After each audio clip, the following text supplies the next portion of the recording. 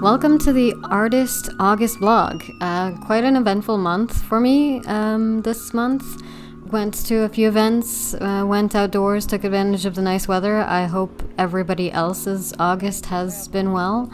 So since it's been quite eventful, I didn't do a whole lot of drawing, but it was a nice experience and it was pretty inspirational. I mean, sometimes you do need a month or so of just, recharging your batteries and not just being stuck at your desk. I did still get some works done, so that's at least nice. Just in terms of video footage, I don't have a lot of that because I was kind of nervous when I was by myself in some public spaces, so yeah, enough of my blabbing, let's get into it.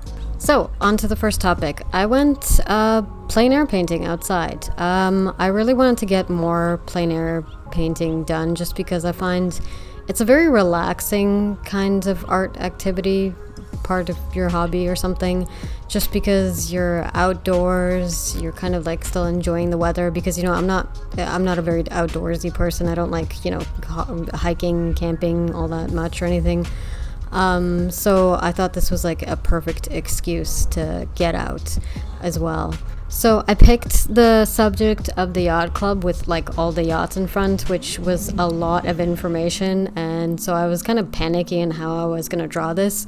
I didn't even bring any white paint, so I decided to go first with doing a sketch in my sketchbook version of it. So I decided, okay, I'm gonna be a little bit looser with this, a little bit more, I guess, impressionistic almost, not get like super tight details because with plein air painting also it's about time. And then I did a final version of it on some nice cotton paper, which is like the Paul Rubens like pad that you can buy. It's a great perfect size. Also for plein air painting, but like slightly bigger than the sketchbook itself, so that was great.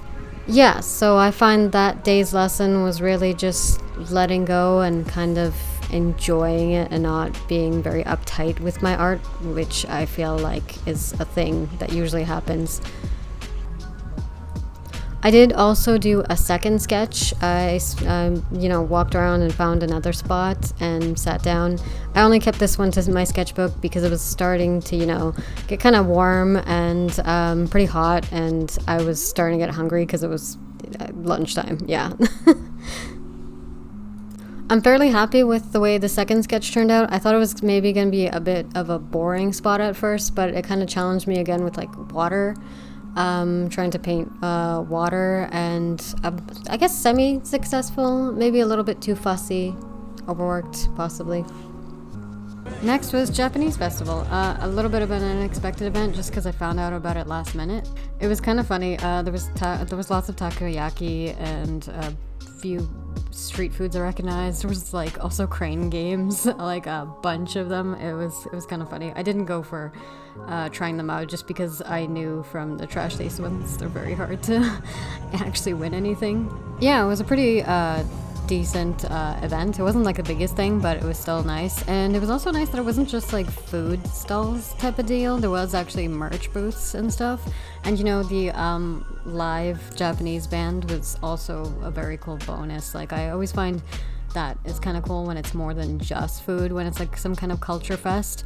It was like maybe the rest of the culture fests, at least in this series, the other weekends were the same. I hadn't actually ended up checking them out just because the last time I was in the square when it did have an event, it was very packed. It was really crazy packed, like sardines.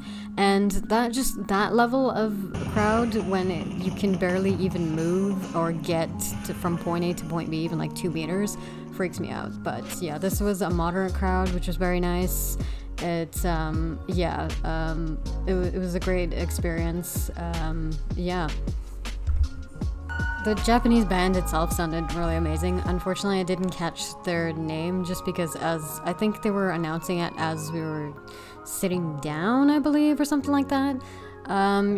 So it'd be kind of cool to try and figure out if I can figure out how to look that up or something. And I also bought a sticker.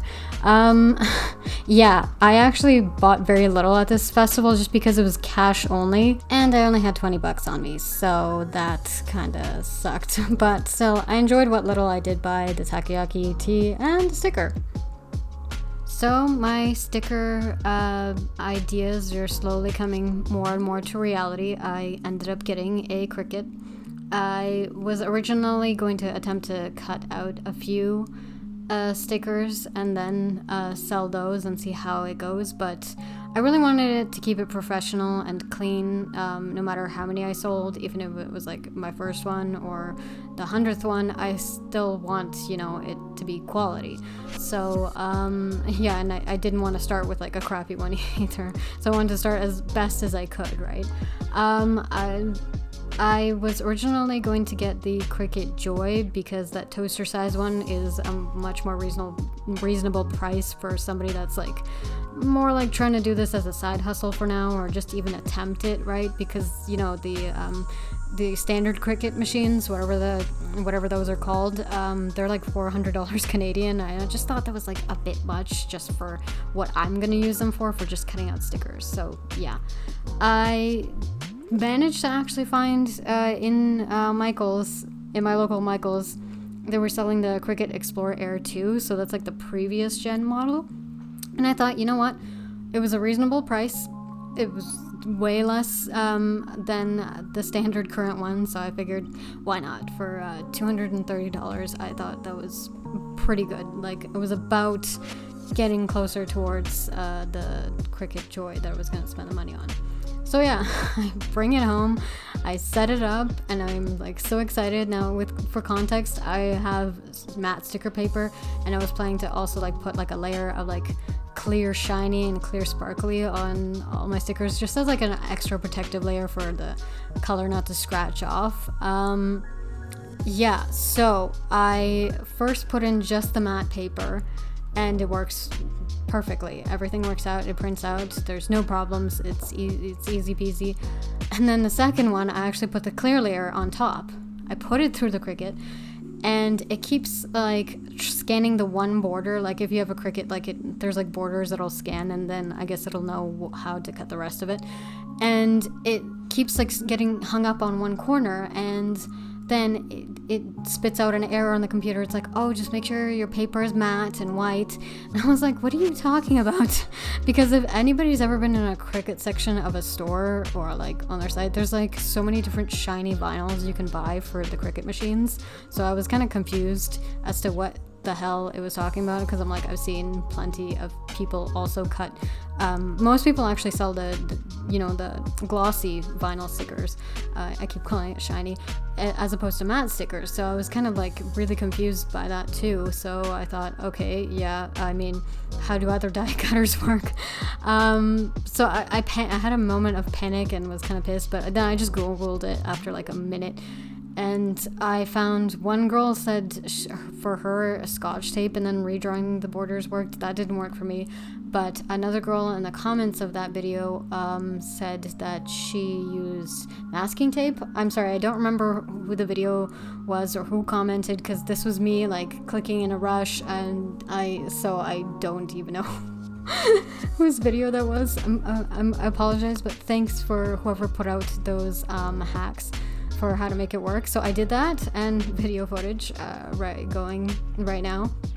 It scanned every single corner, and then it started cutting, and it worked just fine. I just need to set a thicker or like the deeper cut setting or something, just because like I have 2 layers it has to go through. So it struggled for a little bit of it, so I did have to actually manually cut. But these were just testers. These weren't going to be for sale anyway. So the most exciting portion of the month was actually going to Fan Expo. I had gone maybe a decade ago before. It wasn't a great experience then, but this time around I had a lot more fun. Yeah, so I got the all days pass this time, pre-purchase ticket. I went on a Thursday, mostly because I was going alone and, not really going with anybody else. So I was pretty excited, but really wanted to still experience it. And I thought Thursday is going to be probably the least crowded day, especially like right during the prequel time. I set out to have lunch first before that 2 p.m. because I picked up my badge at like noon. I did a bit of drawing and sketching, nothing too special. In this case, as you can see, it's more like really quick sketches just because I didn't feel like drawing the building in front of me because it didn't really have any particular stuff I wanted to draw. And then I ended up drawing the salt and pepper shakers and also the two glasses on the table while I was waiting for my food to arrive. Then finally 2 p.m. hit and we were off to the races, entering Fan Expo from the North Building. That's where I basically started. I started with picking up a t-shirt, and I was really excited that Wonder Woman thing in the back there that you just briefly saw. That acrylic print was so cool, and well, I guess that you could call that foreshadowing in what I end up purchasing. I was fairly nervous. Being by myself recording is not something I normally do for the most part, so not a lot of footage this time around. Hopefully for the next convention I ever visit or something, I'll have a lot more footage to share in particular.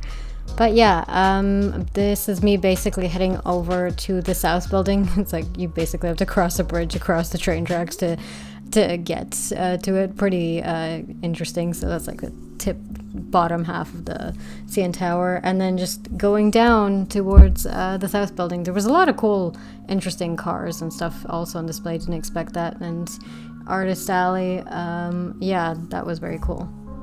I ended up buying 3 sticker sheets, I think, from Artist Alley. Yeah, there was so much. It was hard to decide exactly, you can't just buy it all, but it was fantastic and very exciting to see it all, but it was definitely a whole lot of sensory overload. So after going through South and North, building all of the vendors and Artist Alley and everything, I was pretty drained, and yeah, I needed to take a bit of a break right before a panel I was actually about to go check out. I was so excited going through all the vendors that because I actually had scheduled like 4 panels I really wanted to go to. Thursday I only ended up going to 1, but thankfully the one that I most wanted to go to for the entire Fan Expo, and that was Tony Moy's watercolor demo. I hadn't previously known about him. I don't know about like every single comic artist, unfortunately, but I was really excited when I saw his work and I saw that he was doing like a watercolor demo. I was like, really? This is so sick, right? Like I didn't expect that, so I was so excited. Even not knowing like most of his work previously, so it just got me very giddy. So like when I saw that in the schedule, I definitely was like, this is the one I have to go to. So yeah, I went to that panel then, and after that I didn't really feel like sitting through another panel, just because I think by the time it was like 5 p.m. I was getting a bit, yeah, I was pretty exhausted, just because I hadn't been used to that tempo, I guess, of going to an event like that, especially by myself, and I hadn't been to even any smaller scale events since before COVID, I believe. So it felt quite intense, but also very exciting. So that I think that kind of slightly drained me. Plus, I did really kind of want to circle back to a few vendors, and I was worried I was not going to be able to make it otherwise. It was also starting to get way more crowded, so yeah, I just kind of wanted to do one last sweep before too many people, I guess, arrived, and then I guess pack it up and go. So I was disappointed by Thursday because I didn't really see any figurines I wanted. The only cool figurine I had seen was a Sailor Moon one for $30, and I was like, you know what, this hits me in nostalgia feels. It actually looks pretty good. I'm not like a figurine expert or anything, because like my best friend was asking, is that like overpriced or not? And I was like, you know what, to me it's awesome. Like it was worth the money. It was very pretty, and in my eyes like detailed enough for something for like the money that I got, because I'm used to figurines, are supposed to be like $60 and up or something to look even remotely decent. At least that's what my understanding kind of was. And it's like, for the size too, she's not even like that tiny or anything. She's actually pretty big. She's bigger than than the Batman one I ended up buying. I was excited to get her. I mean, Sailor Moon was one of my favorite shows when I was a kid, so yay. After that, I had gone back to the North Building actually to circle once more to see if there was any figurines, if I was missing anything, because, sensory overload, there was so much to see. I really was wondering if maybe I just missed out, but I hadn't. And then I hit the Fan Expo exclusives table and realized I did see multiple times when I kept checking it out the foil cover comic books of Superman and Batman, and I really kind of wanted that one, so I got that. And I also saw the Batman one and got that one as well.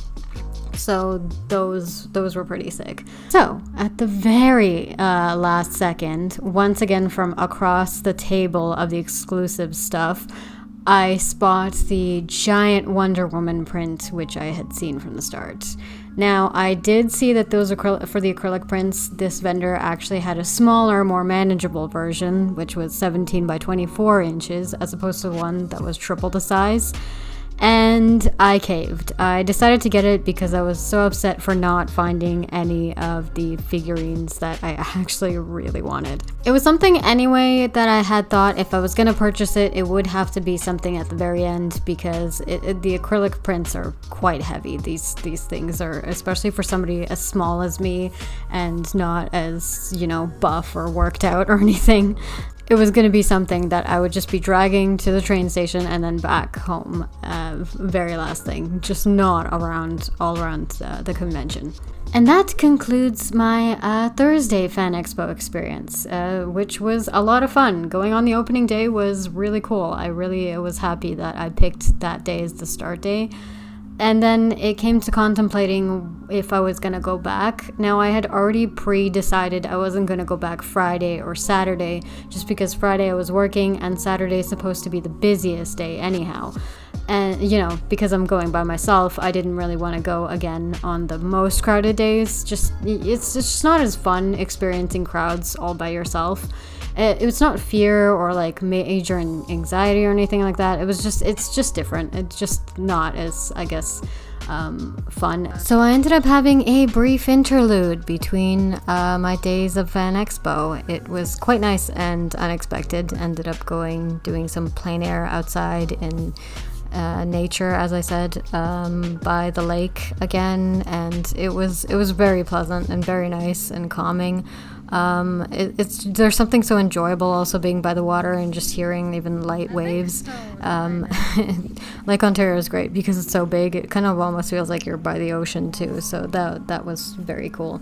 I did get rained on by the second drawing, like I barely could get it down, but yeah, it was still fun, even if it wasn't like the greatest drawings ever.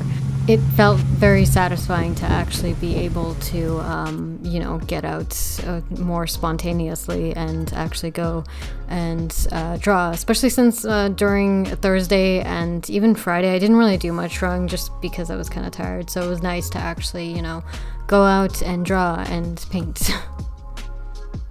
But I finally decided I was for sure going back Sunday. Like, why not? I had bought the all days pass, so might as well take advantage and go 2 out of the 4 days. So finally arriving at Fan Expo, once again, I went immediately into a panel with Anthony Marquez, another comic artist I hadn't previously heard of, but is very fantastic, and I'm very grateful that I managed to also attend this panel. It was very exciting. He was going to be inking a character, and he asked the audience if they wanted Superman or Batman, and most of us said Batman, thankfully. I think it's always just a cooler choice when it comes to inking and just using ink, just because Batman is predominantly is a black cape and a darker outfit, so he's moodier, so making more intense shadows just works best with him, in my opinion. So yeah, I had a fun, fantastic time at that panel. I also ended up sketching the artist as he drew. It looks nothing like him, but yeah, this time I actually brought a much tinier sketchbook too. So immediately after that, I go and hunt down some food. Went with getting a sliced pizza just because a granola bar I had on me was not going to cut it, and I was starving by the time that panel finished.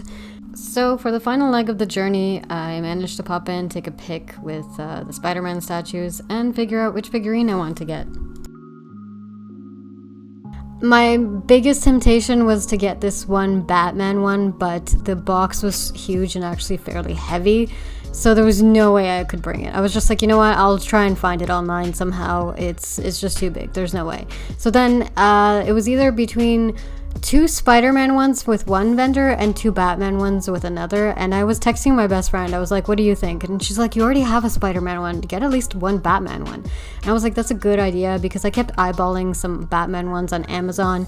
I quickly did some Googling just to check if like the vendors were kind of ripping me off on the price, because I did see the same Spider-Man statue I did happen to see on Thursday, which was $75, the same price as Amazon, was now everywhere $80 or more, which was to me like a bit of like a okay, I don't know if it's just different vendors and that's why, or people just somehow up the ticket price on that one. So yeah, I ended up going with Batman, and was 2 black and white statues. So I was like, which one should I get? A standing one, but the thing about the standing one was the cape wasn't as exciting. You know, I love the Batman statues or figurines mostly for when they kind of have that windblown cape and like, you know, they get very creative with it. While I was deciding though, one guy just picked up the standing one and bought it. So I was like, okay, you have decided for me, and I'm buying the crouching one.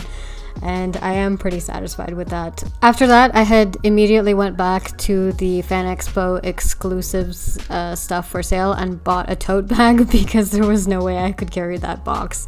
Just, you know, it'd be too awkward, just like lugging it around in my hands. And again, like I knew the size of the statue, but like the box itself was like at least 3 times as big. So kudos to them though, because it was all packed with that foam stuff or something to very much protect them. So that was nice. But yeah, after that I was just heading on home. Overall, it was a fantastic experience. I really enjoyed it. I kind of wish I experienced it with somebody else, but just kind of felt like swell entertainment, I guess, going off by myself to these to a convention. But yeah, it was quite enjoyable, and I'm glad I ended up going. And that concludes my August adventures. If you got this far, thanks for watching and enduring some slightly janky footage. I'm going to try to be braver in the future when I'm actually filming and planning to share more stuff on here. So yeah, thanks for watching.